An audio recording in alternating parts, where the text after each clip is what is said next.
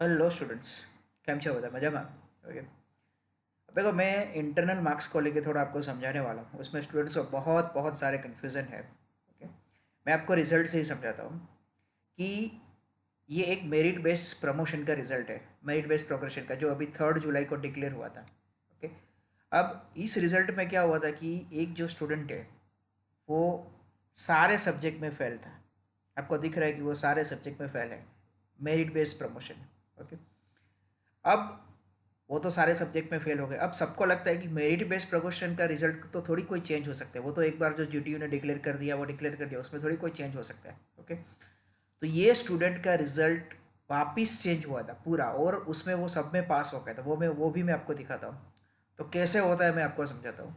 ये जो student fail है उसको मेरिट बेस्ड प्रोग्रेशन मिला था।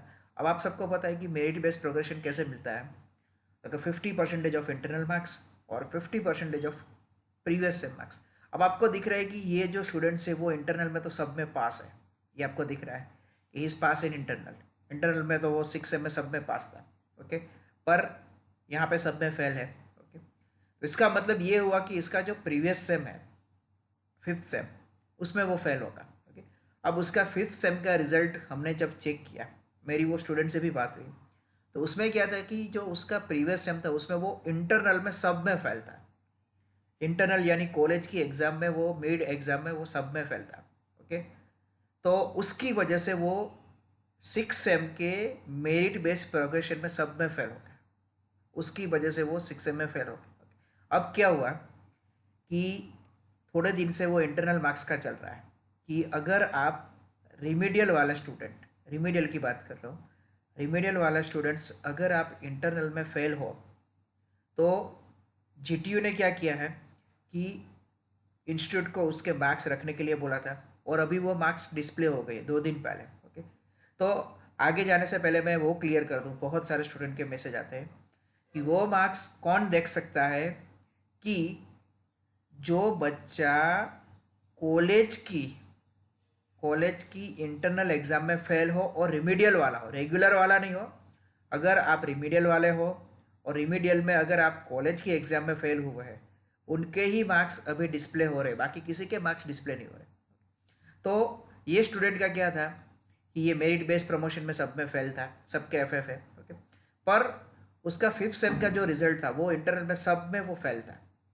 ओके, अब जैसे ही इंटरनल मार्क्स रखने का आया, ओके, तो कॉलेज ने उसके इंटरनल मार्क्स रख दिए। ओके, तो जैसे उसके 5th सेम के इंटरनल मार्क्स चेंज हो गए, 5th सेम के, ओके, तो उसका मेरिट बेस का रिजल्ट वापस चेंज हुआ। ओके, और वो जो उसका रिजल्ट वापस चेंज हुआ 2 दिन पहले, वो मैं आपको दिखाता हूँ। ओके, तो ये उसका रिजल्ट है, जो उसका रिजल्ट चेंज हुआ, तो उसकी वजह से वो सब में पास हो गए।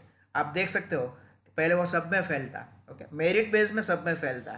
ओके, और अब वापस वो मेरिट बेस का रिजल्ट उसका चेंज हुआ है, और उसमें वो अब हमको क्या दिखा रहा है कि सब में वो पास दिखा रहा है। ओके, सो इट्स पॉसिबल, ये पॉसिबल है। ओके, पर पॉसिबल कब है कि अगर आप प्रीवियस सेम में, रिमीडियल में, इंटरनल में फेल हो, तो इंटरनल के मार्क्स अगर कॉलेज वाले रखते हैं, ओके, तो अगर आपके प्रीवियस सेम के इंटरनल मार्क्स में अगर आप पास हो जाओगे तो आपका प्रीवियस सेम पास हो जाएगा, तो उसका रिजल्ट चेंज हो जाएगा। तो अगर प्रीवियस सेम का रिजल्ट चेंज होता है, ओके, तो उसकी वजह से अगर करंट सेम में आप फेल हो तो उस वो रिजल्ट भी आपका चेंज हो सकता है।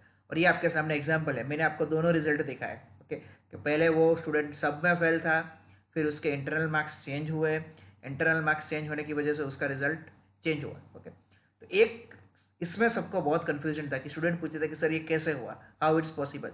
ये रिजल्ट कई दिनों से घूम रहा था। ओके, और दूसरा मैं आपको वापस बता रहा हूँ कि about internal marks, internal marks में सबको बहुत कन्फ्यूजन है, बहुत मैसेज आते हैं। मैं वापस रिपीट करता हूँ कि इंटरनल मार्क्स किसके दिखा रहे हैं कि जो बच्चा रिमीडियल वाला हो, और अगर वो रिमीडियल में कॉलेज की एग्जाम में इंटरनल में फेल है, उसी के मार्क्स दिखाएंगे। वरना आप मार्क्स एंटर करने जाओगे ना तो ऐसा दिखाता है कि डेट इज ओवर। ओके, या तो डिस्प्ले नहीं हो रहा है, उसका मतलब आप इंटरनल में पास हो। ओके, आपको चिंता करने की कोई जरूरत नहीं, you are already pass in internal, आप इंटरनल में पास हो। ओके, अब मैं बात करूंगा रिमीडियल वालों की। रिमीडियल के इतने सारे मैसेजेस आ रहे हैं बच्चों के कि सर रिमीडियल का क्या है, रिमीडियल का क्या है। ओके, तो देखो जीटीयू ने अभी रिमीडियल के बारे में कुछ भी नहीं बोला है। पहले एक बार बोल दिया था कि वो मेरिट बेस्ड प्रमोशन देने वाला है, ओके।